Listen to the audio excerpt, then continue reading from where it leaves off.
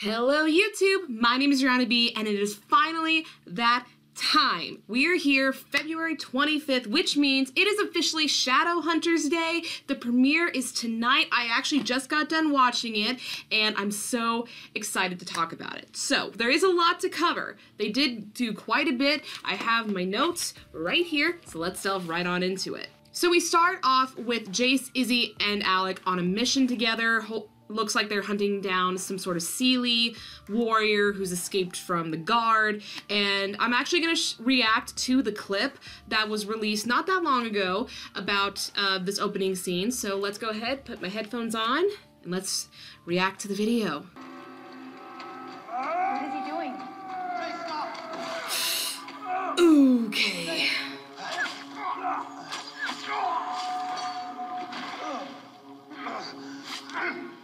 Oh boy, very reckless.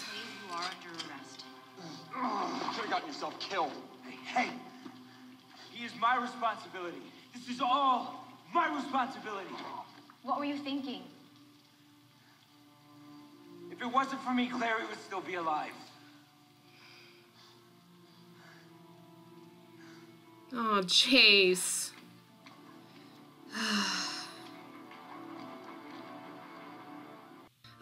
Jace. I mean, we knew that Jace was going to be going through quite a bit of a hard time because of Clary's death.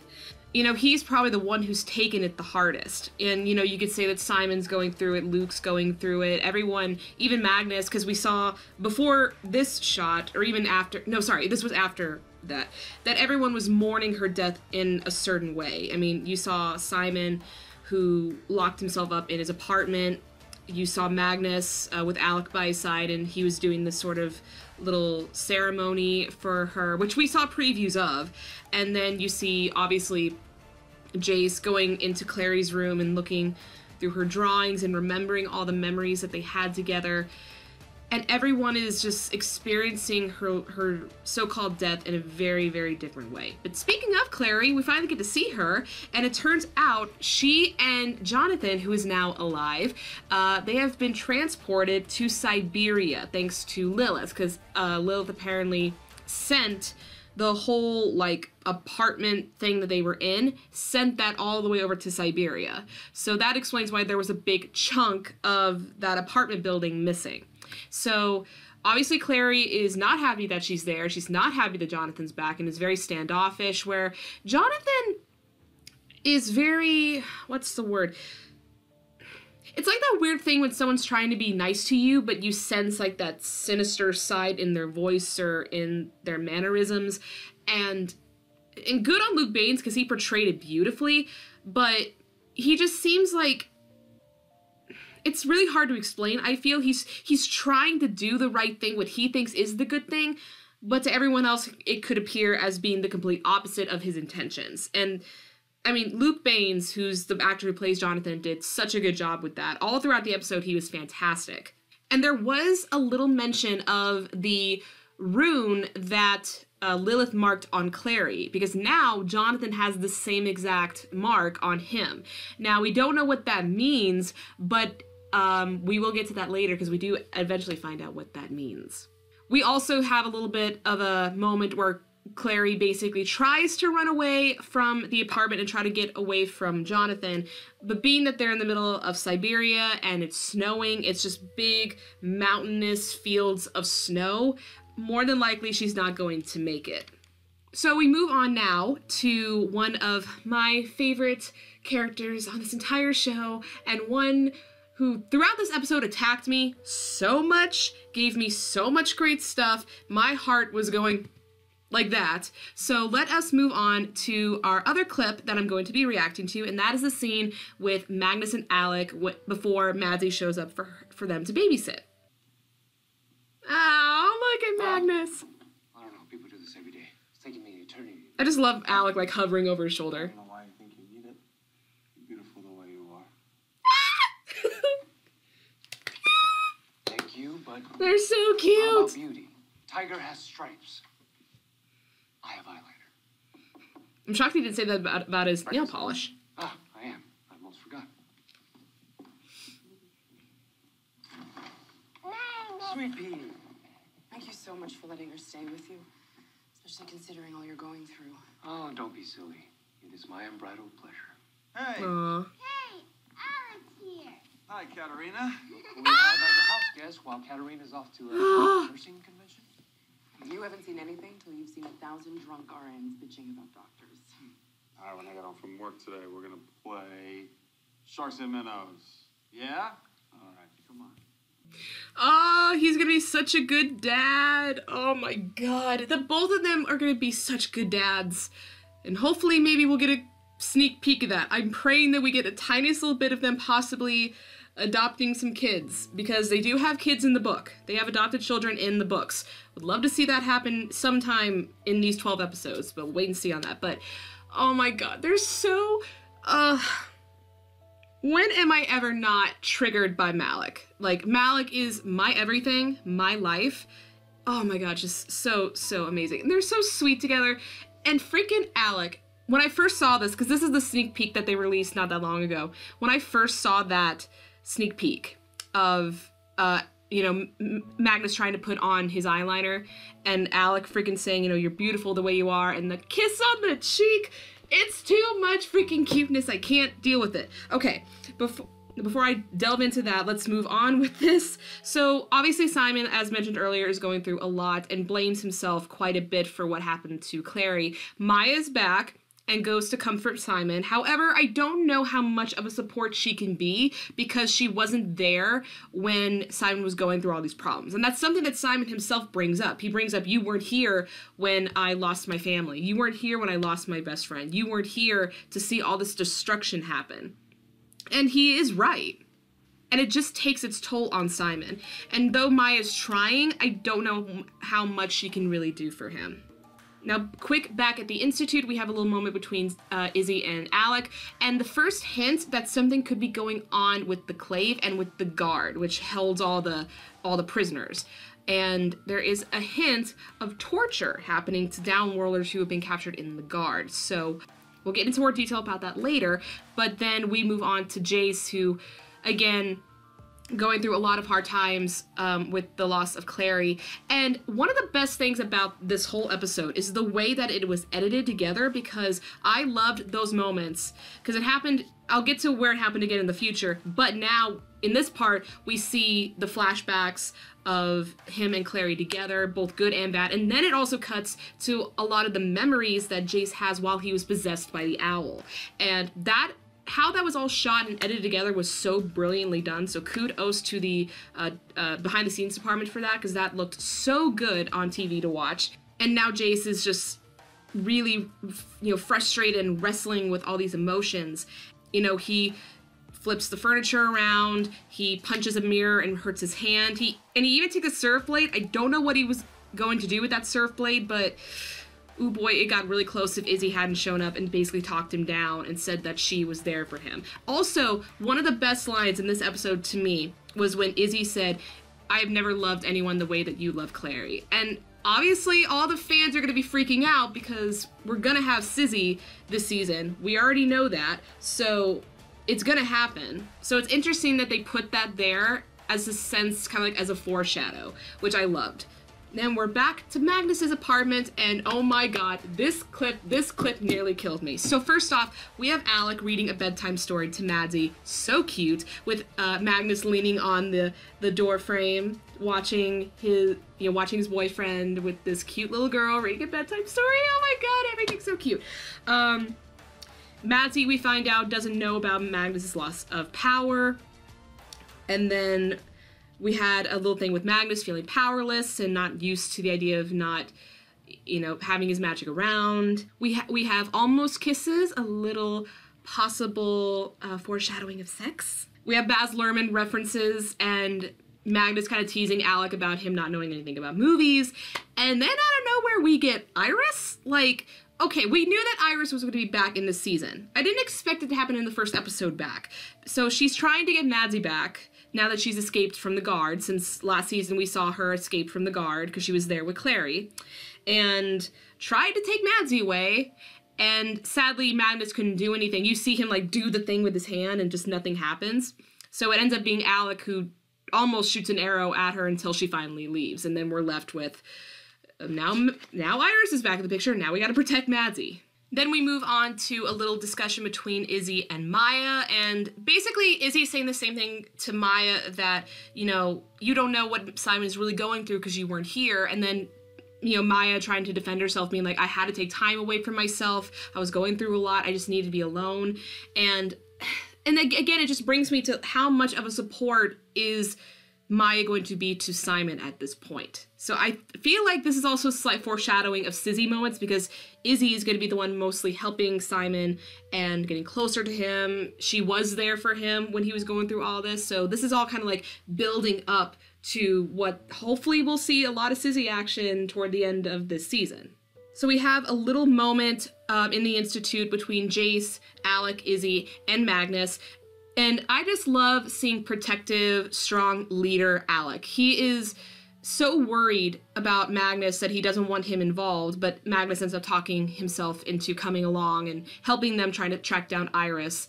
And then, you know, we have a moment between Jace and Alec where Alec is saying, don't disgrace Clary's death, doing all these reckless things and not taking time to just let it settle and to mourn, that this is a bad thing for him.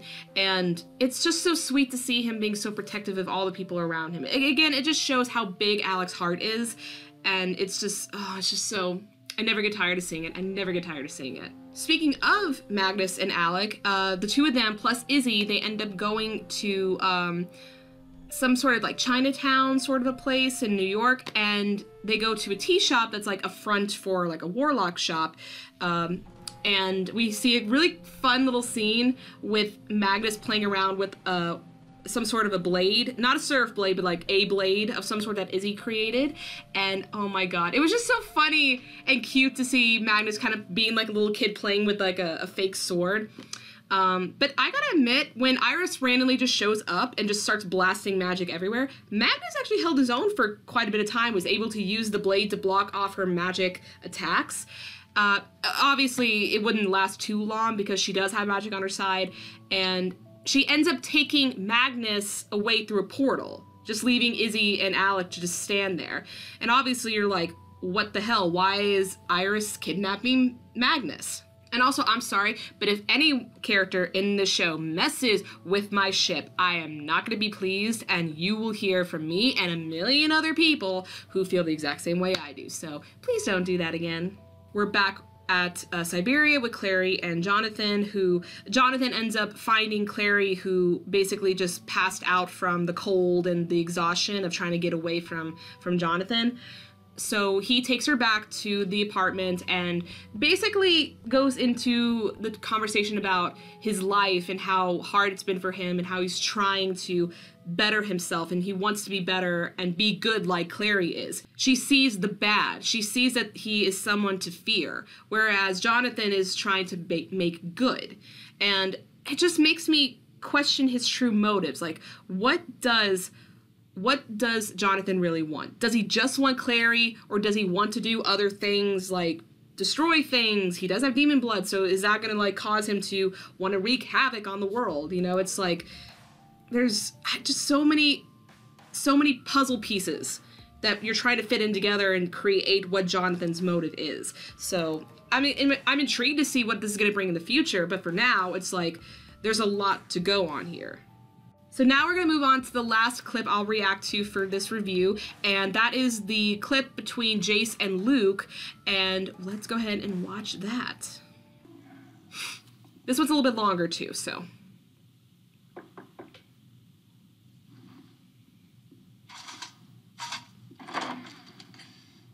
Jace, thanks for coming. Yeah. What are you doing here?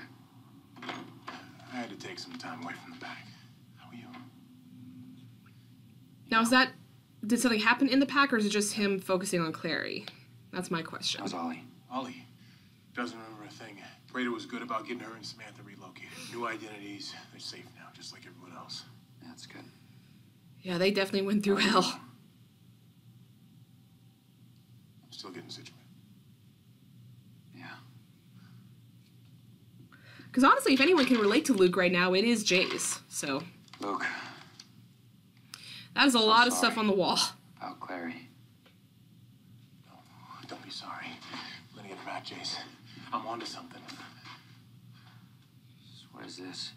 Right. What if Lilith's apartment never exploded, but instead was relocated just before, with Clary alive inside? Relocated? Yes. When I was a young Shadowhunter, I remember hearing about a rare form of interdimensional travel that demons used. At 2:02 a.m., 3 nights ago, at the exact moment of the explosion, there was a precipitous drop in air pressure that occurred in just one. How he's managed to, like, know where everything is on that giant board is amazing to me. Right, okay. So, I scanned the rest of the data. You just gotta love that Jace is just sitting there, just standing there like, what the hell, dude? When that happened. This is Harlem. This is where Simon and Maya found the Church of Talto. Yes. I don't... Time. I see it. I see the time. I don't... It was right when Simon blew Lilith's disciples into salt. It's not a coincidence. Lilith probably sensed that we were coming and got the hell out of Dodge. That part's a little sketchy, but everything else beforehand was pretty much dead on. Look, Luke, I want her back. More than anyone. But this doesn't necessarily mean anything. Okay, so basically that is the clip there between Jace and Luke. Now, obviously, they're both dealing with their mourning in separate ways. Whereas Jace is like struggling and like reliving all these memories, Luke is actually trying to figure out what happened because he believes that there's something else that actually did happen up there. And he's right. What ended up happening is that, yes, the apartment got transported to a different place, and that Clary was probably alive, and so was Jonathan, and that Lilith had something to do with that. He's right about that. Now, the last bit where all these things are connected, not entirely sure on that. We'll have to wait till future episodes to find out about that, but basically Luke was right. So kudos to Luke for being able to retain all this information and be able to basically figure out what happened. Now, if only people can believe him, and that's the only thing that he's got to do now. So now we move on to where Iris has taken Magnus, and Magnus is basically trapped in this magical box and goes inside of his head using like some sort of a memory spell. And I gotta say, Magnus is just so amazing in this episode because he has gone through a lot and he's proven that he can actually handle himself pretty well without his magic. He can fight. He's a pretty natural fighter. And then when he's going through this process of Iris going through his memories, he's able to keep that one memory of Maddie's location away from her. And that is a lot of willpower and a lot of self-control, and it just makes me love Magnus even more because he can go through so many hard things and just hold on to what he needs to do. And that's fantastic.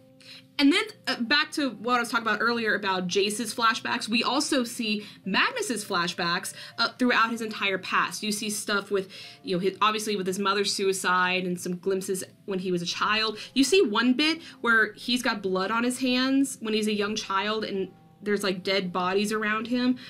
That was heartbreaking to watch. And then obviously you see Civil War. We see stuff with George, which was referenced earlier in season 3, and then you get some stuff with Alec and current memories as well, and just that was so cool to see. Just seeing those tiny little glimpses of Magnus's past life, that was so intriguing to see. I wish we'd have more time to delve into that more, but to see it, just the tiniest glimpse, I think that was really fascinating, and I loved that they did that.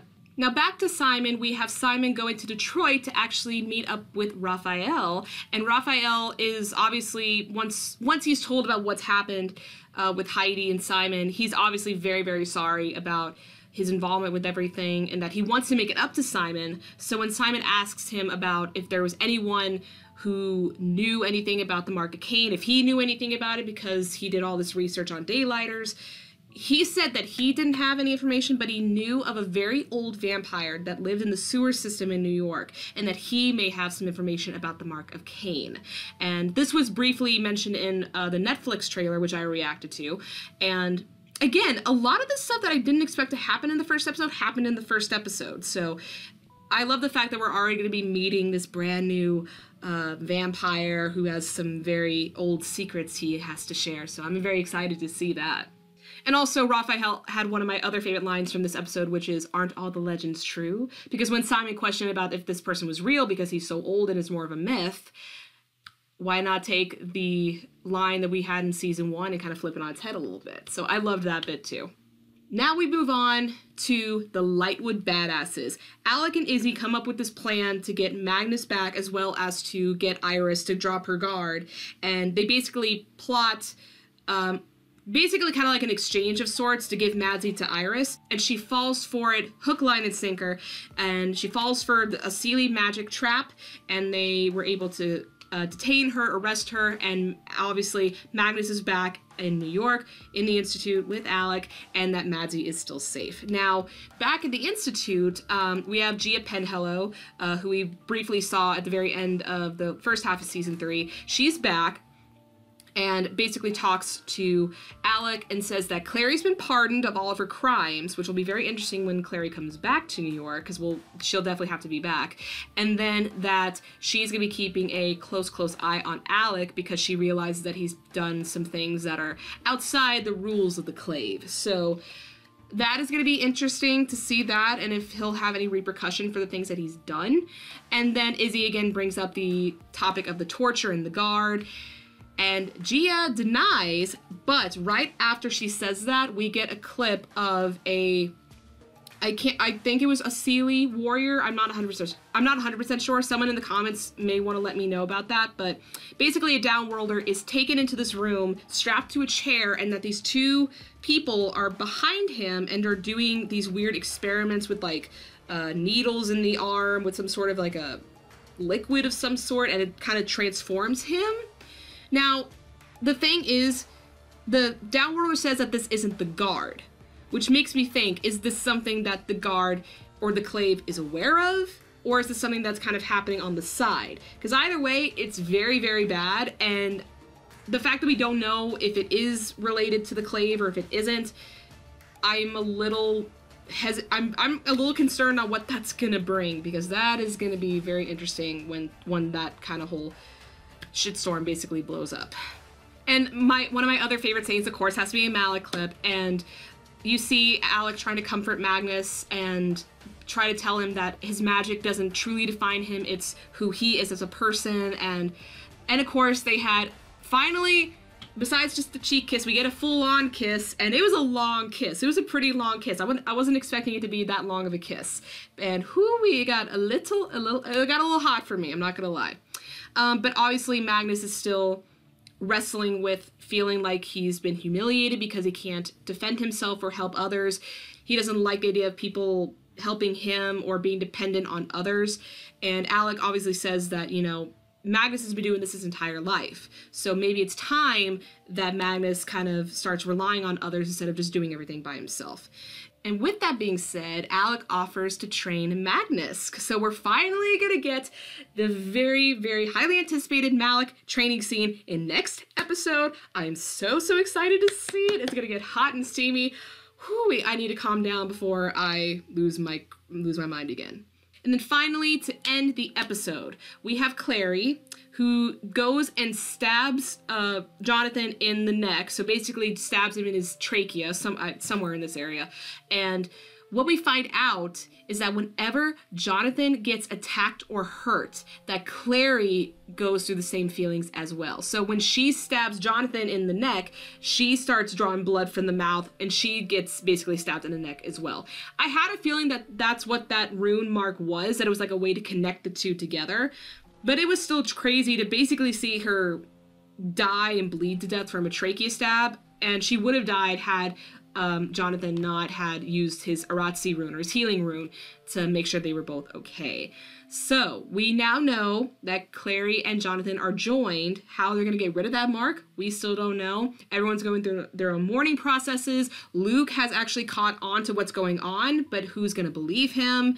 Magnus is going to be struggling with his loss of magic still, as well as we're going to have some cool little moments with Malec. I'm so excited, you guys. So that is it for episode 311, Lost Souls. And I gotta say, I am so happy to have Shadowhunters back, and it was an amazing, amazing premiere, and I loved it, and hopefully I think all you guys who are Shadowhunter fam, you loved it just as much as I did, and you freaked out just as much as I did at every little thing that happened in the episode. So, with that being said, I'm gonna go ahead and end the video here. So if you liked it, please give it a thumbs up, leave me comments down below. What did you think of the 311 premiere episode? I would love to read your comments and your theories. And if you want to see my future videos or videos I've already done, go ahead, hit subscribe and hit the little bell icon so you can be notified when my videos come out. That's all I have for you guys today, and until the next video, bye! Mwah.